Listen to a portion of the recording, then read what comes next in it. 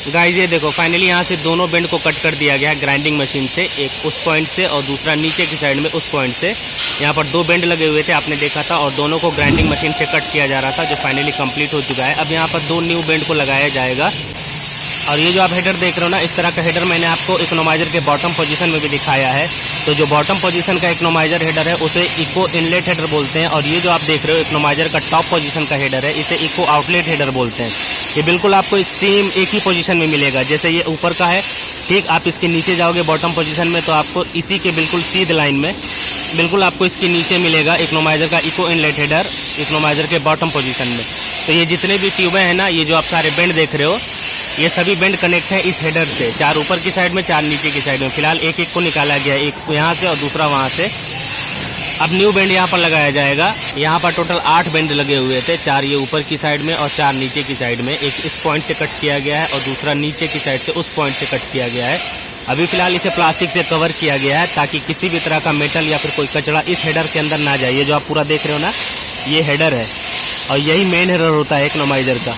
ये जितनी भी कॉइल की ट्यूब आप देख रहे हो ना, इस एंड से लेके पूरा उस एंड तक, ये सारी ट्यूब कनेक्ट होती है हेडर से। हेडर से निकले हुए जो ट्यूब है ना स्टब जॉइंट से, वो सारे कनेक्ट हो जाते हैं इस इकोनोमाइजर कॉइल से। और ये जो दोनों ट्यूब को कट किया गया है, एक ऊपर की साइड से और दूसरा नीचे वाले साइड से, ये दोनों बेंड को कट किया गया बिल्कुल स्टब जॉइंट के पास से। अभी फिलहाल इसे कवर किया गया है ताकि इसमें कोई मेटल ना जाए इस हेडर के अंदर में।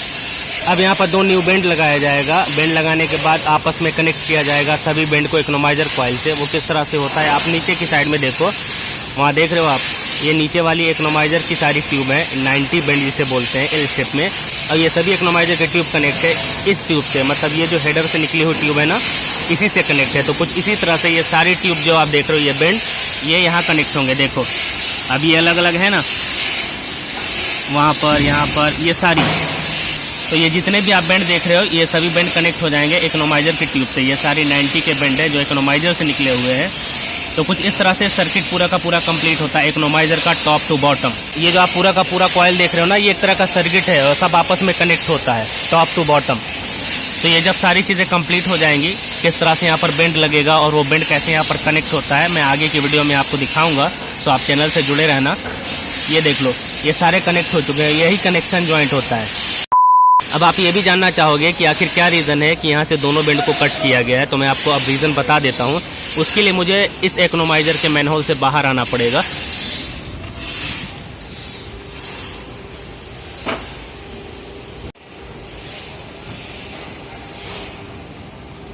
अब आप ये देखो, ये वही बेंड है जो हेडर से कनेक्ट थे, जो मैंने आपको अभी अभी दिखाया इकोनोमाइजर के अंदर, और इसे कट करके बाहर निकाला गया है ग्राइंडिंग मशीन से 2 पीसेस में। देख रहे हो, ये एक बेंड है और दूसरा वो अलग बेंड है।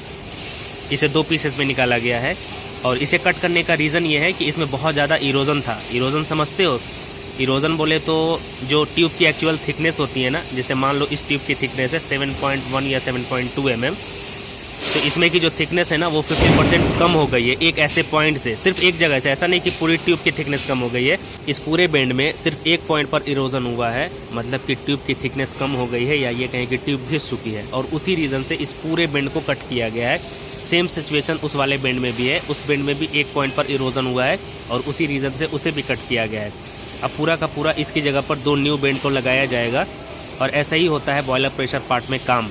अगर कहीं एक पॉइंट पर इरोजन होता है किसी भी स्ट्रेट ट्यूब में, तो उसकी जगह पर एक बड़े लेंथ की ट्यूब को रिप्लेस किया जाता है। और वही इरोजन अगर किसी बेंड में हो जाए किसी भी एक पॉइंट पर, तो पूरा का पूरा बेंड रिप्लेस कर दिया जाता है। जैसे आप देखो ये वाले बेंड को, ये पूरा का पूरा बेंड रिप्लेस हो गया है। इसकी जगह पर अब न्यू बेंड लगाया जाएगा उस हेडर में जो मैंने आपको दिखाया है।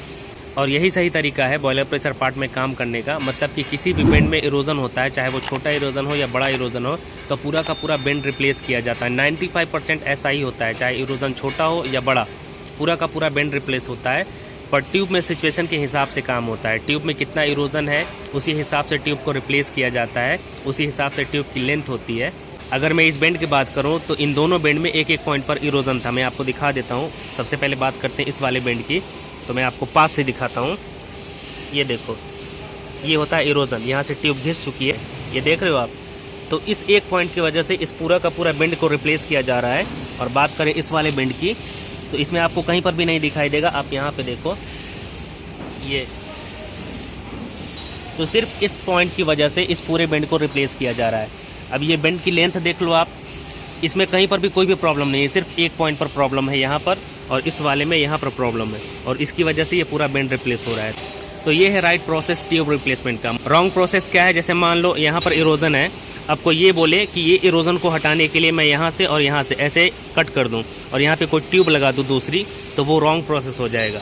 बेंड में तो आप ऐसा कर ही नहीं सकते, इनफैक्ट आप स्ट्रेट ट्यूब में भी ऐसा नहीं कर सकते। बेंड तो आपको पूरा का पूरा रिप्लेस करना होता है। और रही बात स्ट्रेट ट्यूब की, तो मैं आपको स्ट्रेट ट्यूब का एग्जांपल भी देता हूँ कि उसमें कैसे ट्यूब रिप्लेसमेंट का काम होता है।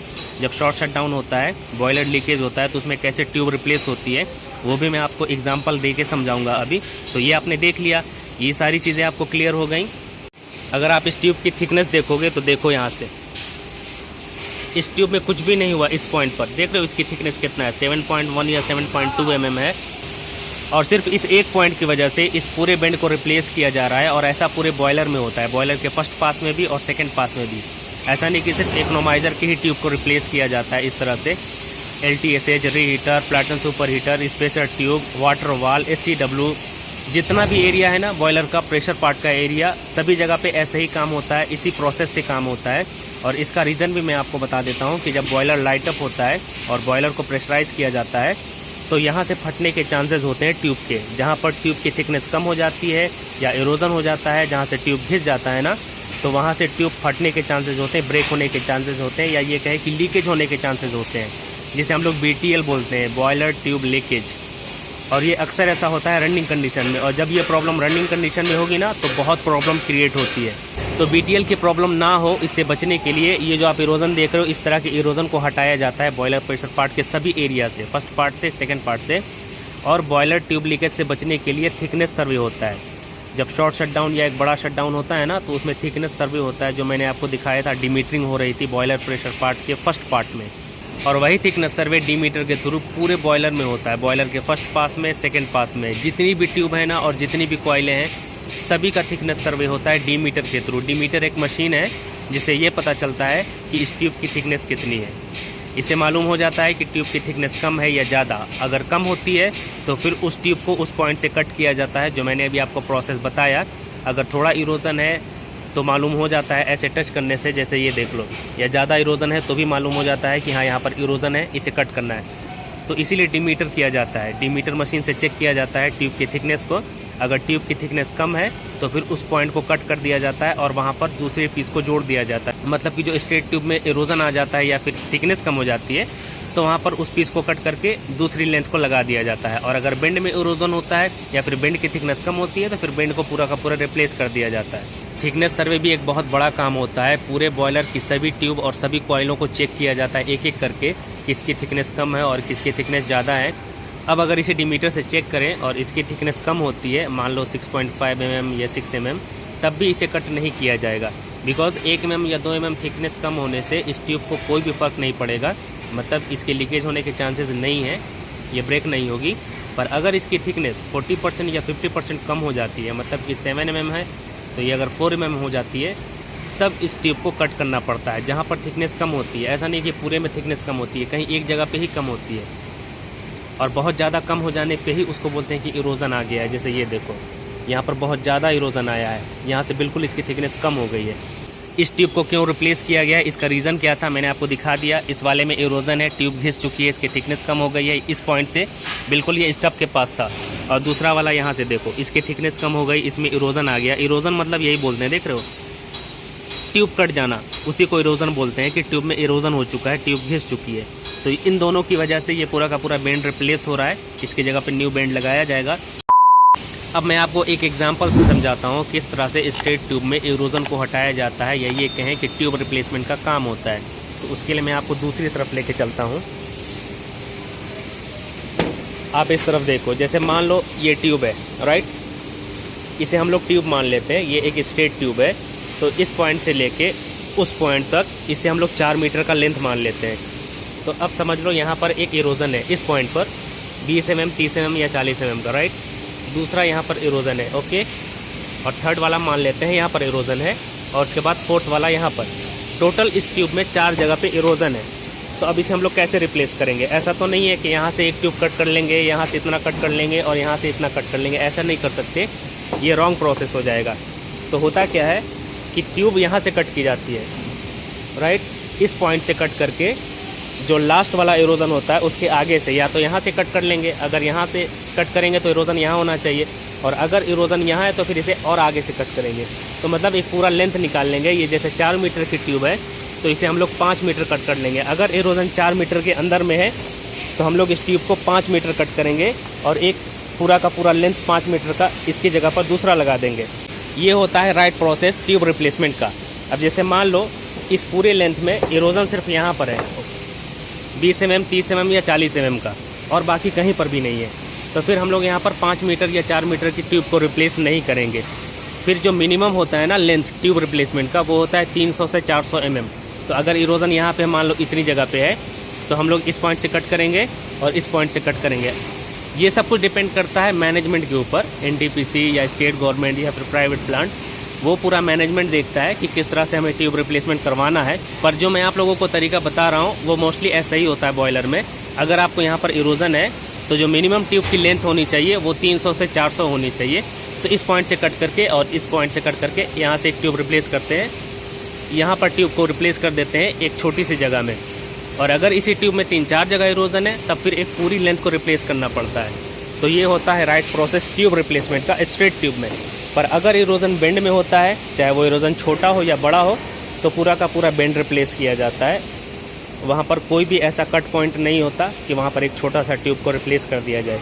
सो बेंड पूरा रिप्लेस होता है और स्ट्रेट ट्यूब कुछ इस तरह से रिप्लेस होती है जो मैंने आपको अभी प्रोसेस बताया। सो आई होप सारी चीज़ें क्लियर हो गई होंगी कि किस तरह से ट्यूब रिप्लेसमेंट का काम होता है, इरोजन क्या होता है, थिकनेस सर्वे क्या होता है बॉयलर में। ये सारी चीज़ें क्लियर हो गई होंगी इस वीडियो में।